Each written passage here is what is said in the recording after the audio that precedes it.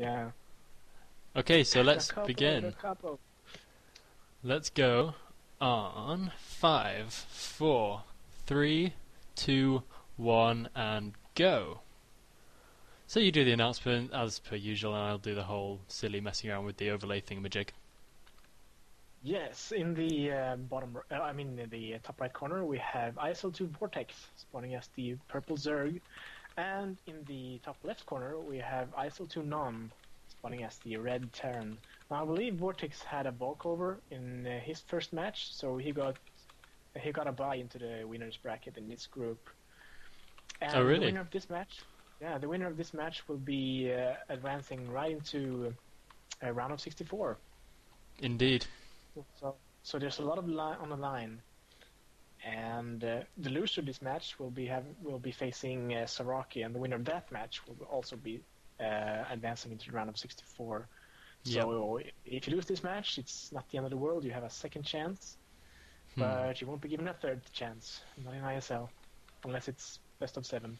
Nope, not a hope. So you see pretty normal stuff to start off with, from ISL2-Non, putting down supply depot, no BBS, nothing like that. Oh, we see some different language stuff going on from ISL2-Vorteksz. So that's cool. Remembering the DND, very important at all times. So, Mega Shiro, my good fellow caster, what do you think is going to go on in this game, and what would you recommend as a go-to Zerg? Well, again, since it's ZVT, Zerg should always, and I really mean always, 12 hatch, because if you don't do it, you're a chicken. And it does seem like Vortex is going to 12 hatch. And although Maybe. I've never tried it, I think Crazy Zerg could be cool on this map, because since that third base is so close. Although it's really vulnerable, but and I'm also torn whenever I take a third base on Zerg if I should take the one that's all nearby, but really vulnerable to tanks and just general marine pushes. So I'll always tend to take the main that is as far away as possible from the Terran, just because it has a ramp so that I can defend with 2 lurkers. Or since this map has quite wide ramps, I usually put 3 lurkers. I mean, Terrans have found out all these gate tricks that it can do to just bypass. Like D-Matrix. Have you ever seen that? D-Matrix and Marine? I was about to say. Fire. Yeah, that is so annoying. Especially if Terran goes for +1 armor first. Then lurkers take 3 shots to kill a Marine, so they can just run up as well if there's only 2 lurkers. Yeah. And of course, Zergs can counter-gate that by burrowing on top of each other like 4 lurkers. So counter-gate, I like that. Defending. Yeah. But whenever I try that, they've never gone for it. It's like they've never run off my ramp when I ever do that. So I just think it's a waste of time, really. I've never really seen it be useful. So we're going for a 3 hatchery build, and I'll be interested to see if it's either lurkers or mutas. I'll be expecting mutas because it's a really good map for mutas. If you look at the Terran's Natural, it has that cliff that mutas can bounce back and forth from. Yeah, I was there just a second before you said it. I was like selecting the cliff just to show everybody the cliff. Then you said it, making me feel Gosu and making you look cool at the same time. Yeah, so Terrans will have to spend a lot of money on turrets, both on the low ground and on the high ground. Yeah. Because they really need vision on the high ground and see where their mutas are going. Yeah.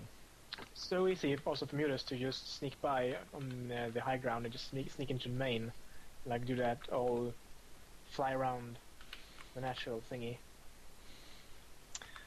And Terran is getting a second barracks before refinery, so I'm not quite sure what that means, but I guess that means I think if he saw a 2 hatchery build, then that gap would have been definitely earlier because you need the earlier stim and earlier upgrades.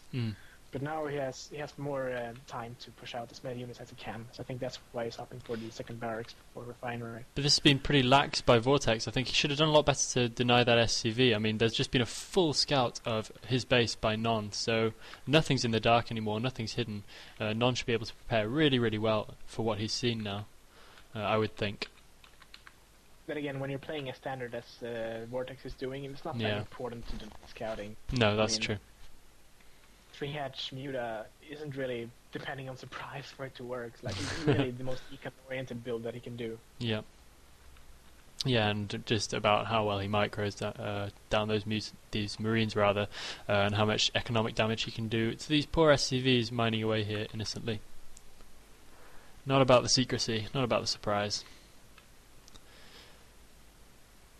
Yeah, not a whole lot going on.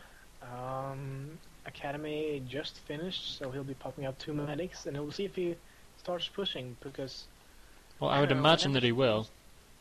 Yeah, if you still start Stim and then start your push, Yep. Stim will be finished right around the town you reach the other, or the Zerg's base. Well, it's a remarkably quick upgrade. Every time I is. see it, I'm amazed again by how fast it upgrades. I mean, I don't think Protoss has anything quite like it. It seems like Non is expecting lurkers, even by that bunker placement. Or you just want to prevent Zergling run bys, I don't know.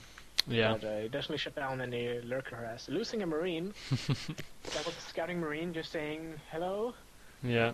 how are you, Zerglings? And, He was not the most popular Marine of the pack. He just got stuck right out the front there. Yeah, bad times. Very bad times. He was giving them a peace offering that wasn't accepted as much. Tell you, it never works. So often I wander a Dragoon out into a minefield to offer that peace offering to Terran, and no, it just blows my Dragoon right up in my face. Let's have a truce. We Yeah. just want to go home. Exactly, and I'm never happy. Never ever happy. Stim will be done any second now, though. Stim actually is done, so we're now seeing the Marine range upgrade going down. So I expect Terran will be pushing out very, very soon against this one sunken colony, but the Mutas are on their way up, so if he wanted particularly early push timing, he has, of course, missed it. But I think, once again, he was just going for a pretty standard kind of defensive build against the Mutas, which he scouted nice and early. Exactly. If Terran pushed now, he would lose his crucial first force of Marine medic. Yeah. And if he does that, then the first 9 mutas are going to be so deadly, because mutas are pretty damn strong against turrets, unless you have as many turrets as Non has at its natural.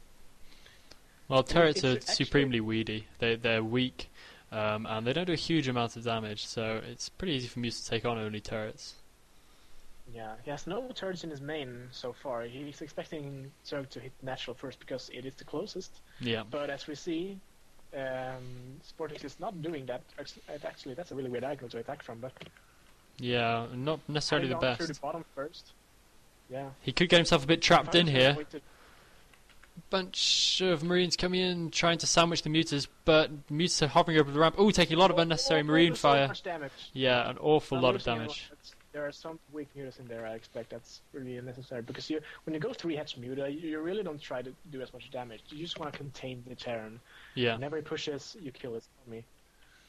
Yeah, exactly. But I think he'll have a hard time to really do a lot of damage above Non's natural. We see that really good missile turret positioning. Oh, a lot more damage being done to the Marines in the middle of the map. He keeps trying to micro in, and he keeps just turning away without firing a single shot. And he's really, really suffering from that in his muta count. Yeah, and lurker aspect isn't even done. I don't think these mutas are enough to keep the Terran pinned back in his base anymore. No, I think certainly not. I'm really scared for the Zerg. Is lurkers? I think lurker's going to be in time. Yeah. He has 1 Hydra to defend the third, and I don't know if you saw it, but when Terran scanned the bottom right, he missed the hatchery. He just scanned the corner and not. So I'm not sure if he knows it's up already, but at least the scan whiffed. I don't know why he only sends 1 lurker down there, because it's not going to do anything. Yeah, he can just basically run a Marine up through the lurker fire. Pretty ineffectual defense, but I guess he's just trying to be really, really super cheap. And often we can see this kind of approach backfire for Zerg, but Terran is moving out across the map now. These mutas coming in more and trying to do some more damage, but he hasn't produced many extra mutalists. 3 lurkers and 2 sunkens with a bunch of lings. Should be able to defend this pretty easily, but a bunch of lings getting caught on the way out. The scan goes down and the Terran moving in, moving back out again once he sees those sunken colonies. Not breaking quite yet. And Zerg has really pushed against the wall. When you open 3-hatch, I mean, Terran is not supposed to take map control this easy. No. But because he was so wasteful with his mutas and didn't produce really that many lurkers, he's trying to get to high tech now, and he's just gonna go into ultra turtle mode. Yeah, he's being remarkably cheap. I mean, 1 lurker at the third base, and he's produced a drone. He hasn't produced another hydralisk, and I think he's going to have such a hard time defending right here. Muta's taking nothing out all game so far, and that push just wandering across the map as it likes into that 1 single lurker, which will prove to be nothing more than a small waste of money. And it's such a poorly placed lurker. Like, you can surround that with Marines. Yeah. Yeah. And we get a pretty big concave. I don't know why it's further up the ramp. He scans, he's shoot at it, and he's gonna go for it, and that third is gonna go bye-bye. Yeah, no Some problems. reinforcement armor is gonna go in, but it's already too late. Because none has secured the ramp, and if he steams and just don't attack the larva but the hatchery, then Yeah. it's gonna go down. It's gonna go down anyway, but... Well, for sure. He even managed to take out one larva in the process. I think Zerg's just hoping to catch him at the bottom of the ramp. Really, really not the kind of position Zerg would have wanted to find himself in right now. Just kind of chill.